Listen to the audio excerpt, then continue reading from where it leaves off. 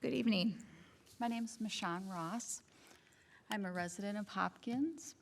I also am a former reading para specialist in the district. I have 5 adult children, 4 of whom graduated from Hopkins High School.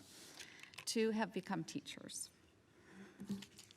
I'm here tonight to follow up on a previous public comment which pointed out the declining academic assessment testing in our district and asked the school board to formulate solutions. Sadly, in the months that have passed, the school board has made no effort to propose solutions to this very legitimate concern of declining students' performance. Instead of the group identified as a Hopkins Instructional Leadership Team appeared at the November 15th board meeting, where we were treated to opinions provided by paid educational consultants.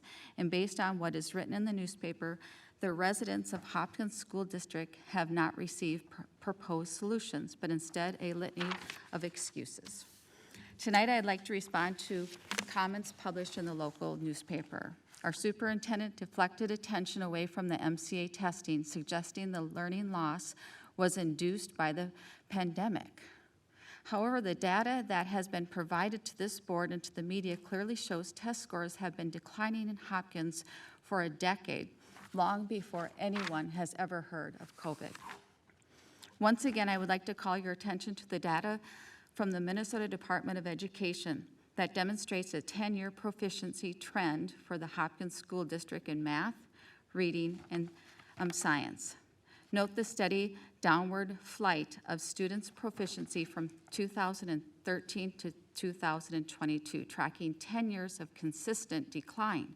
It's worth noting these scores are alarmingly below of our neighboring districts. The article went on to include comments from educational consultants paid by the district. I would like to share observations on 2 of them. One consultant stated that the district math scores in 35% to 42% range meets target.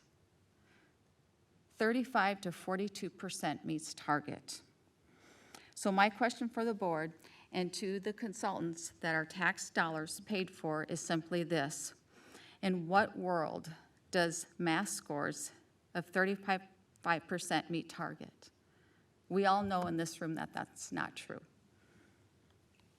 Another consultant, a social emotional screener, proudly pointed out high scores among Hopkins students in cultural awareness, but offered no explanation as to how these skills will serve students in the real world.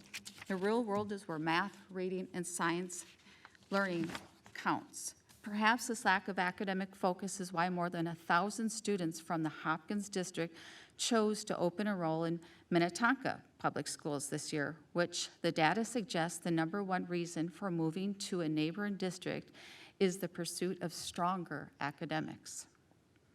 Perhaps these families of these students understand cultural awareness scores provided by paid consultants account for very little in the world. Thank you, and I appreciate your time tonight, and I would just ask you to reconsider your ways for the sake of our children and Thank you very much. And calling good evil and evil good. Thank you. Please consider for the sake of our children.